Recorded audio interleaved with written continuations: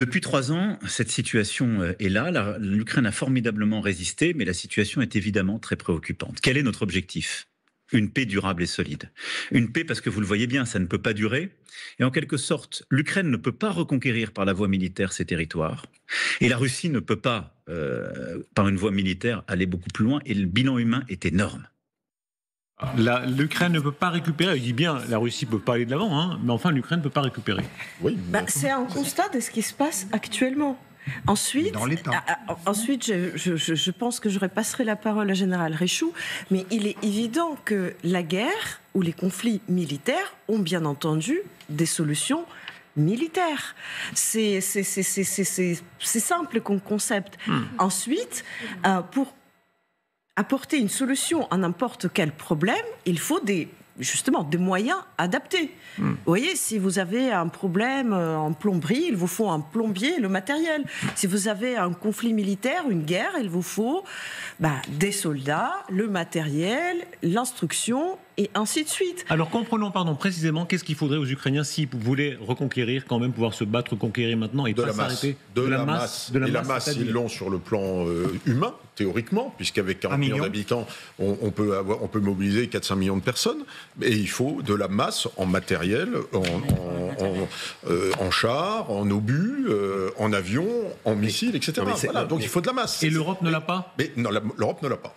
C'est inaccessible. C'est inaccessible, sauf si l'armée américaine décidait de se battre contre la Russie. Et là c'est de la conflagration nucléaire. Mais le problème, c'est ça. Ça veut dire que le président a dit on veut la paix durable. Écoutez, durable et juste. Écoutez, en 2008, il s'est passé exactement la même chose en Géorgie. Et donc la Géorgie a eu 20% de son territoire occupé, et on s'est dit, Poutine va s'arrêter puisqu'il a 20% de... Et ça continue depuis longtemps. Et en fait, à cette époque-là, les Géorgiens ont dit, les prochains, c'est soit le Kazakhstan, soit l'Ukraine. Et il va faire exactement la même chose parce qu'on ne l'a pas arrêté aux 20%. Et donc, est-ce que ça veut dire, attendez, est-ce que ça veut dire qu'on cède à Poutine? Pardon, vous vous rappelez, actuellement, une partie de la Géorgie est toujours occupée. Ça veut dire que la prochaine... Il va où? Attendez, une partie de la Géorgie est toujours occupée. Oui, 20%. Depuis 2008, donc ça fait... 2008. Ça fait combien d'années? Ça fait 13 ans. 13 ans, pardon, attendez, 13 ans. La Crimée est occupée depuis 2014. 17 ans. 17 ans. La Crimée est occupée depuis quand? 2014. 2014. Alors, 11 ans d'occupation en Crimée, 17 ans une partie de la Géorgie. Donc, c'est du provisoire qui dure très longtemps en réalité. Oui, absolument. Oui, du provisoire qui dure très longtemps, qui peut durer des dizaines d'années. Et quand le président donc, c'est des cadeaux à Poutine. Mais non, mais quand le président Trump dit qu'il a des clés, des cartes en main, c'est la vérité. Si la guerre s'arrête, ce soir, c'est lui qui a gagné. Il a 20% du territoire. Et c'est Poutine qui a gagné ce soir si la guerre s'arrête? Mais bien sûr. Mais c'est évident. Il a gagné 20% du territoire. Et en fait, on aura beaucoup de mal dans quelques années à l'expulser. C'est évident. Écoutez, regardez, là c'est la couverture de l'hebdomadaire ukrainien avec lequel j'ai collaboré du mois d'août 2008. Vous voyez, c'est le numéro spécial consacré à l'invasion de la Géorgie avec donc vous voyez la botte militaire russe avec la Géorgie qui est déjà occupée. Et le titre, la prochaine cible, ça sera l'Ukraine. Tout le monde le savait, tout le monde le disait. Et on refait un cadeau à Poutine. Et on refait la même chose. Ce n'est pas ce que dit, en l'occurrence, ce n'est pas ce que dit le président Emmanuel Macron. Lui, au contraire, il a dit, il peut dire ce qu'il veut. Qu'on a déjà pratiqué ça. C'est que depuis 2014, la Crimée est occupée. Et on dit que ça va durer encore plus. Oui, mais là, il est dans son rôle. Il fait un constat de réalisme qu'il aurait déjà dû faire depuis bien longtemps. Il se déplace à Washington. Heureusement qu'on l'a, d'une certaine manière. Il va au moins faire tout ce qu'il peut. Pardon, même si, pardon Margot, mais même si Emmanuel Macron dit que Kiev ne regagnera pas ses territoires par les armes, est-ce que c'est une raison pour céder tout ce que Vladimir Poutine veut, céder à toutes ses exigences? Non, et surtout qu'il le fait avant même de l'avoir rencontré. Qu'est-ce que ça va être quand il l'aura rencontré? Donc ce ne sont pas des négociations. Non mais attendez, qu'on revienne sur, par exemple, la Géorgie. En ce qui concerne l'Ossétie du Sud, 2008, Obama arrive au pouvoir quelques mois plus tard. Les relations se sont détériorées sous George W. Bush, qui a essayé de condamner ce qui s'est passé en Ossétie du Sud. Et puis vous avez Obama qui lance avec Hillary Clinton, je vous rappelle, ce qu'on appelle le programme Reset. reset des relations avec la Russie. C'est-à-dire juste après ce qui se passe en Ossétie du Sud, on essaie à nouveau de relancer les relations diplomatiques avec la Russie. Donc que ce soit du côté démocrate ou du côté républicain, de toutes les manières, les deux camps ont prévu, avec une certaine forme de visée impérialiste, il faut le dire, de s'entendre sur des dossiers internationaux, même quand il y a un dédain pour le droit international. Et puisqu'on parle de cadeaux à Poutine, on va encore plus loin ce soir. Là, on est vraiment, il y a quelque chose de sidérant et d'hallucinant dans la liste des courses que Poutine, en quelque sorte, est en train d'obtenir de la part des Américains. Même le terme d'agresseur lui est enlevé. Oui, c'est ce qu'on apprend par les États-Unis dans le Financial Times. Les États-Unis s'opposent à ce que la Russie soit qualifiée d'agresseur dans une déclaration du G7 qui est prévue lundi, on le rappelle, à l'occasion du 3e anniversaire de l'invasion de l'Ukraine par Moscou. Regardez ce qui est dit justement. Les envoyés américains se sont opposés à l'expression agression russe et aux descriptions similaires utilisées par les dirigeants du G7 depuis 2022 pour décrire le conflit. Emmanuel de Villiers, est-ce qu'ils vont trop loin là, Non, mais le terme agression, je trouve, est presque insuffisant. Il faudrait mettre invasion. C'est une invasion. Oui. C'est le constat des Nations Unies. Je vous rappelle qu'il y a quand même la déclaration officielle de l'Assemblée générale des Nations Unies au 2 mois de mars 2022 qui condamne l'agression russe militaire contre l'Ukraine. Mais c'est plus qu'une agression. C'est une invasion. Ce qui est inquiétant, c'est surtout les Américains, en fait. Agression, invasion. Bien sûr, mais est-ce que vous comprenez la position des Américains? Est-ce que ça vous choque? Alors, on peut l'expliquer. Moi, je ne la comprends pas. On peut l'expliquer. C'est-à-dire que, en plein milieu de négociations qui démarrent, on n'a pas envie de commencer à les insulter et puis d'utiliser du vocabulaire. C'est ça le problème. Ça, c'est pas les insulter, c'est d'utiliser du vocabulaire qui les dérange. Voilà, parce que dans le narratif russe, c'est pas une invasion en fait. C'est puisque ça reste une opération militaire spéciale. Quand on va si loin, est-ce que tout est possible? Effectivement, est-ce qu'ils peuvent même revenir au G8? Est-ce que les Russes peuvent revenir? Ça paraît qu'on entend tout le monde. Non, alors deux choses. Je suis d'accord avec le général. Si c'est une stratégie de négociation, mais si on le cumule avec toutes les autres insultes, j'ai des doutes que c'est une stratégie de négociation et je trouve ça problématique.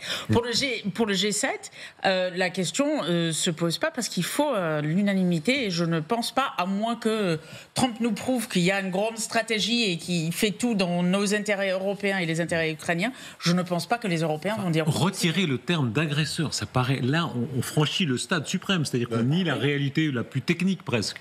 Mais là, ce qui est intéressant, c'est de voir qu'en fait, ça s'inscrit dans les pratiques récurrentes de Trump. Souvenez-vous, la première chose qu'il a fait, il a voulu renommer un certain nombre de choses. En fait, il y croit à dur confère dans cette sorte d'ingénierie des cerveaux, de la société, de l'opinion publique. Et dans la même veine, ce n'est pas par hasard qu'il a dit qu'en fait, c'est presque... Pourquoi presque? C'est l'Ukraine qui a provoqué la guerre. Donc, et à partir du moment où on enlève l'agression russe, on pourra commencer à raconter, on dira 3-4 fois que l'Ukraine a agressé la Russie et que c'est pour ça qu'il faudra qu'elle donne tout. Est-ce que la prochaine étape, ça ne va pas être Donald Trump qui va dire que les Russes ont voulu dénazifier l'Ukraine? Dans ces cas-là, s'il reprend tout le langage du Kremlin. Ça m'étonnerait pas. Enfin, je ne crois pas qu'il aille aussi loin. Mais je vous rappelle. Quand il dit que la Russie n'est pas... Attendez, vous allez voir une citation de Carlson tout à l'heure qui n'est pas loin de ça. Attendez, je vous rappelle une chose. Quand il y avait le G7 de Biarritz, qui c'est qui a parlé du retour de Poutine dans le G8? C'est un certain Emmanuel Macron, qui l'a invité au sud, dans son fort de Brégançon, et qui a dit « Ah, Vladimir, si tu fais un effort, je peux t'aider à revenir vers le G8 ». Et c'est là où Poutine, en fait, l'a quasiment insulté en disant, vous savez, que Macron lui a donné la leçon sur les droits de l'homme, et Poutine était moqueur en disant, chez moi, on n'a pas emprisonné des milliers de gens comme chez toi pendant les Gilets jaunes, et chez moi, il n'y a pas des dizaines de personnes qui ont perdu des mains et des yeux dans les affrontements avec la police. Si on résume, est-ce qu'on est dans une sorte de folie? Si effectivement la Russie est une puissance prédatrice, comme le dit ce soir Emmanuel Macron, si elle est une menace existentielle, comme il l'a dit précédemment, est-ce qu'on est en train de céder du terrain face à un danger mortel? Mais attendez. Les États-Unis, c'est pas le G7 clairement, parce qu'on est en ordre dispersé. Il suffit de résister. Donc, à partir du moment où on est en ordre dispersé, c'est pas la voix de la France tout seul ne porte pas assez. Est-ce que vous voyez une certaine unité européenne vis-à-vis de Trump et vis-à-vis de Poutine? Non, absolument pas. Donc là, effectivement, on est en situation de faiblesse. Et le président Macron, je dirais, il a une vertu, c'est qu'il va à Washington en portant une certaine voix, en essayant de dire, nous les Européens, on existe. Alors, on est combien derrière? Parlons-en. Écoutons un des sons les plus savoureux, disons, de la soirée. C'est effectivement comment Emmanuel Macron entend parler à Trump. Interdiction de se moquer, hein, mais Emmanuel Macron... Pourquoi se moquer? On n'est pas moqueur. Ça, c'est avant d'avoir écouté. Non, écoutez, vous allez en juger. Mais en tout cas, Emmanuel Macron explique qu'il va donner des conseils à Donald Trump.